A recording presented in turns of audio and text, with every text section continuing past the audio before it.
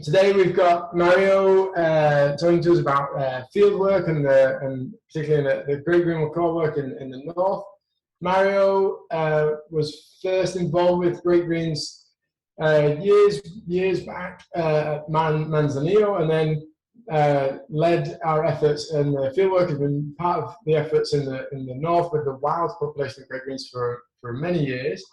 And this was really, I think, for us, as we've transitioned from the Arrow project to Macaw Recovery Network, this was one of the big steps for us where we went from just this history of breeding and reintroduction to starting to actually look at this bigger picture and the holistic conservation of the macaws. So not just looking at captive breeding, looking at the wild population, and then that's grown also, as you've heard, with the outreach stuff. And increasingly, we're getting involved with habitat stuff as well. So Mario's going to talk about the fieldwork. It's really exciting stuff, and I'm excited to hear some of the stories he's got to share. So over to you, Mario. Thank you so much, Sam. Well, first, good afternoon, good evening, good morning. I don't know where you guys are. So first, I would like to say that I'm really nervous to do this because I'm not used to being in front of a lot of people. You know, as I work on the field, I'm always like when one or two people, but not with all these people.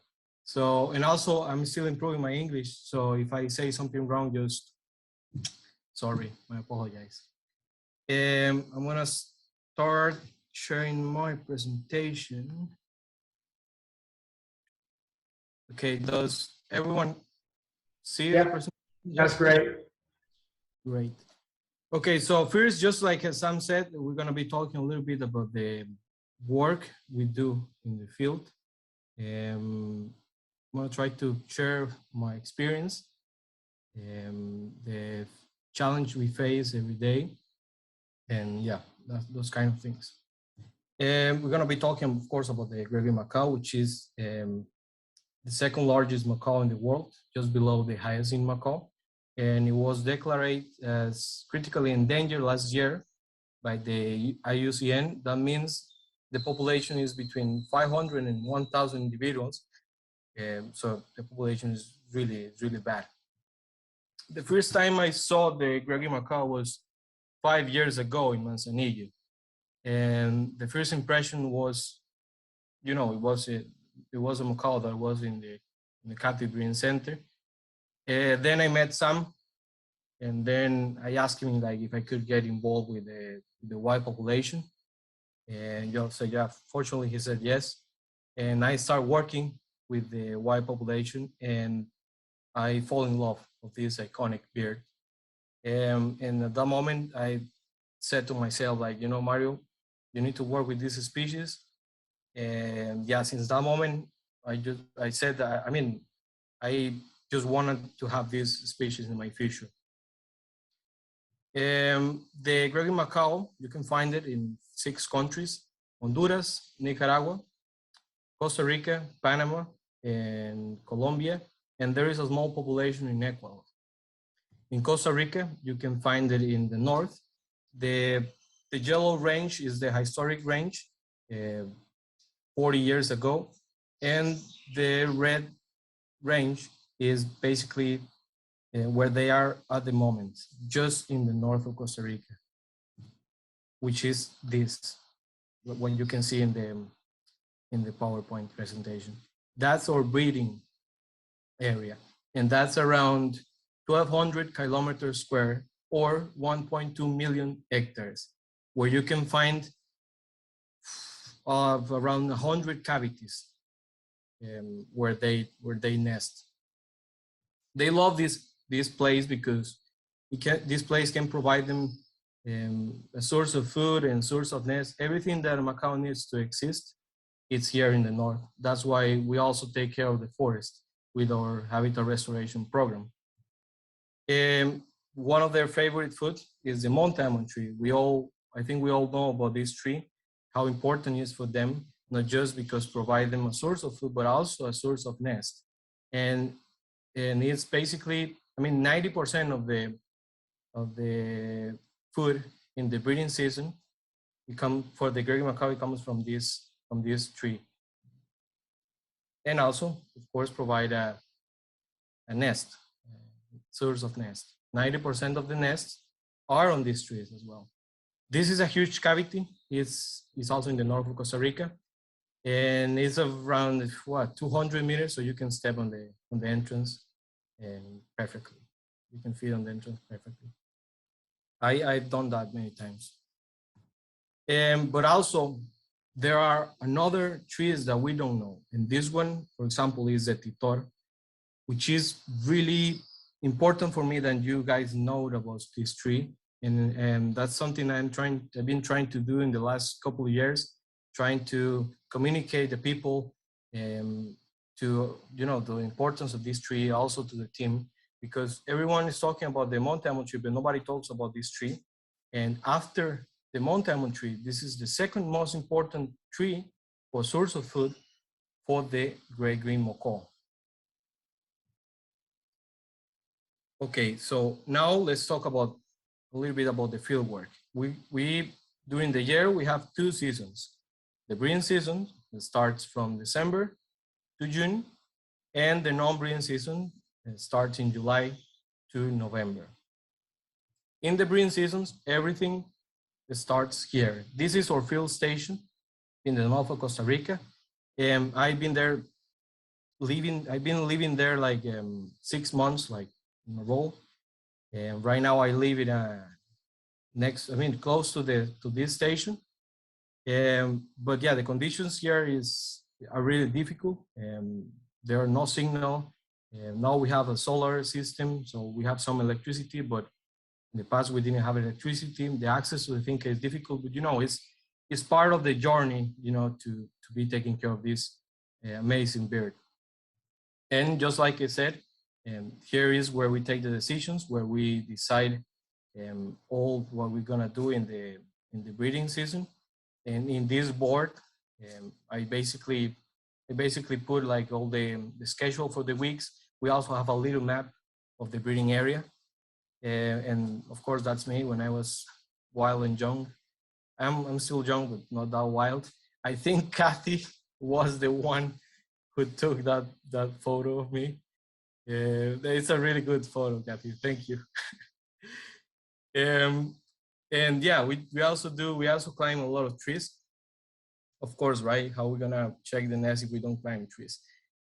Some of them are really high, like 40 meters, 50 meters. We train volunteers to do this.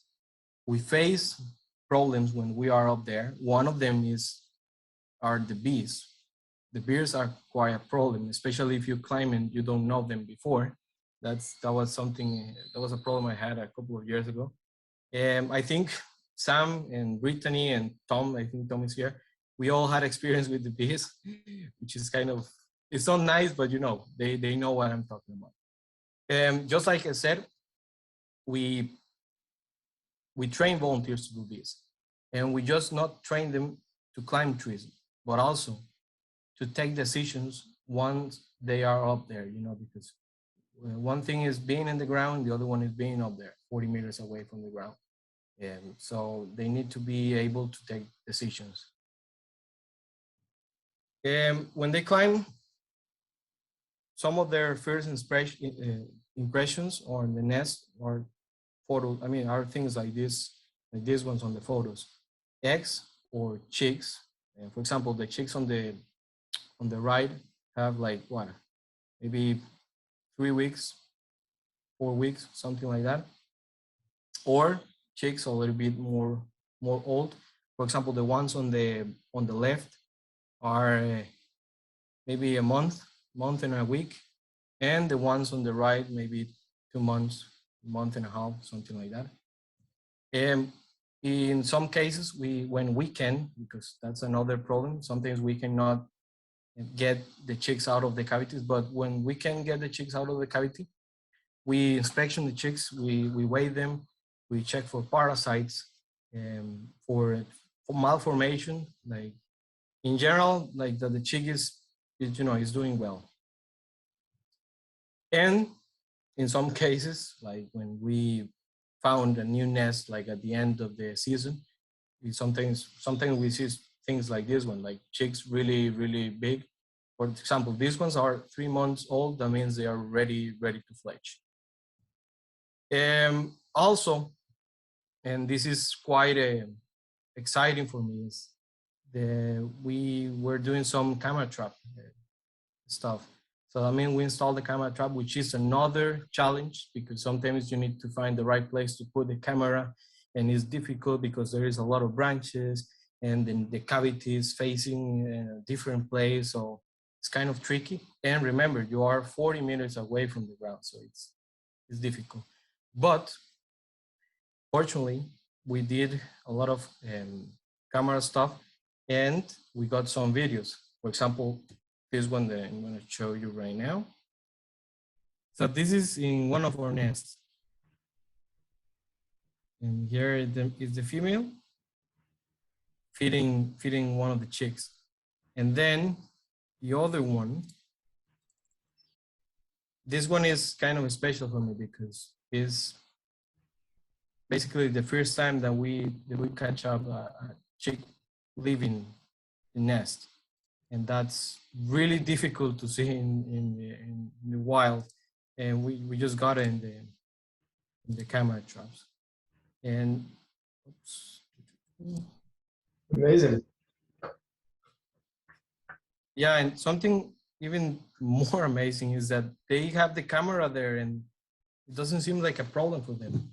So that shows like how smart are these birds. Okay, but also like a part of all this exciting stuff, so we just saw, we also have complications on the field, and sometimes we have problems with our vehicles, and then yeah, we just have to call someone to help us.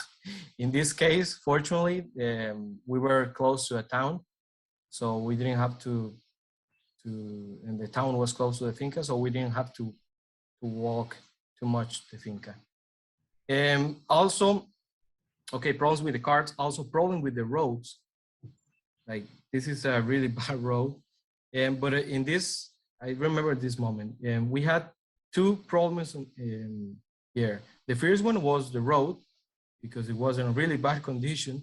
And then the second one was that, I don't know if you are able to see the hill behind the car in the distance. So the nest was there, but between that hill and the car, there was a huge swamp. So, and we couldn't cross it because it was the rainy season and we didn't know that the swamp was that bad. So we have to go around the lake or the swamp. And yeah, that took us 1 hour, and quite an experience and quite a journey, but you know, it's sometimes it's just difficult. And in this case, of course, there are some predators like the gray macaw chicks and eggs. I took this picture because we were monitoring a nest, and then we realized that there was a mealy parrot nesting on this tree. So we were like, all right, so it's not a macaw, so let's go. And then when we were just leaving, we saw this tiger going up to the nest to catch the chicks. And then I was able to take some pictures, but yeah, then he ran away when he saw us. More of the problems.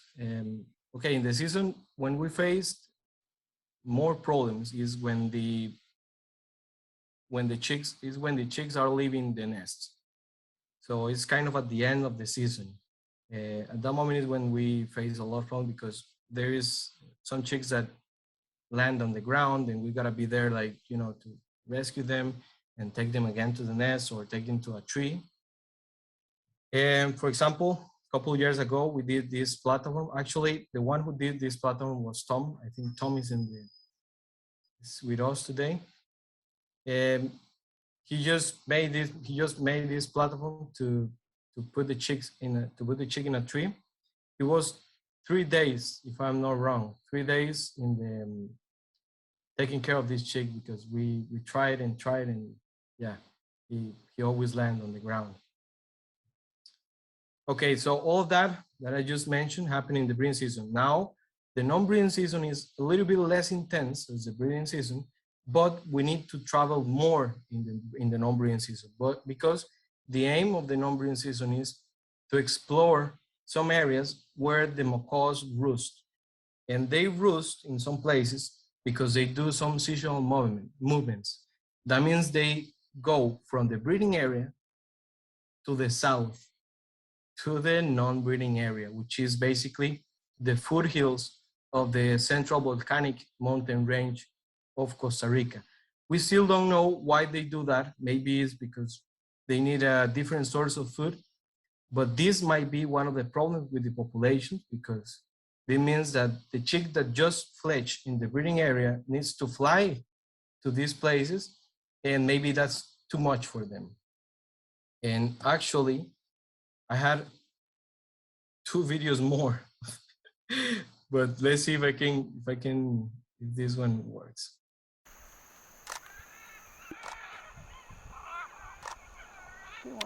Two more. So this was the first time I saw 60 macaws, and it was quite amazing. I don't know if you can hear one of the volunteers saying like, two more.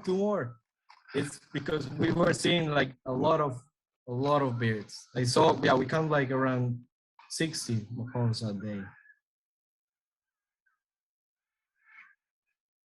Then we have this one, and this one is also special because they just record a male feeding a chick outside of the breeding area, which is also quite difficult.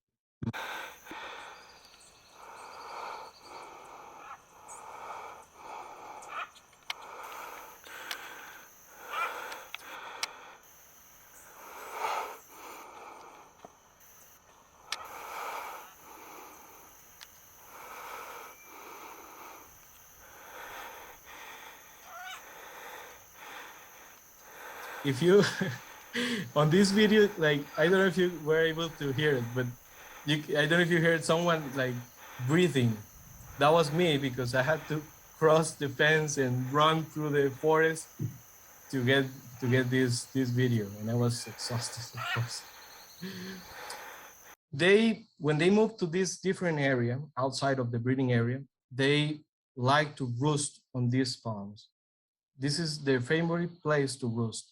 I've seen like 20, 25 macaws roosting on this place, and it's just amazing, like to see 20 macaws in one palm. That's crazy.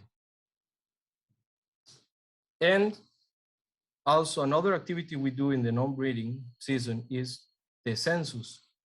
We do the census in the non-breeding season because it's easier for us to count the macaws, right? If we do this in the breeding season, we need to go like to all the different nests, so it's more difficult. And because in the breeding seasons, the macaws are like in small groups, like 4 or 5 macaws, while in the non-breeding season, they form this group and these big flocks of macaws. This year, we did the count in October. We did 28 roosting sites all over the north of Costa Rica. We got involved 10 different local organizations.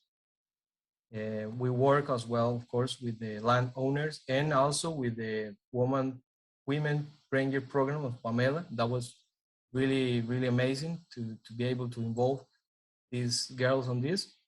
And the total of the birds we count was 346. Last year was 309. This year was a little bit more. But yeah, this is just an estimation. I think the population will be like around 500 birds in total. And I think that's it, guys. Thank you so much. Fantastic. Thank you, Mario.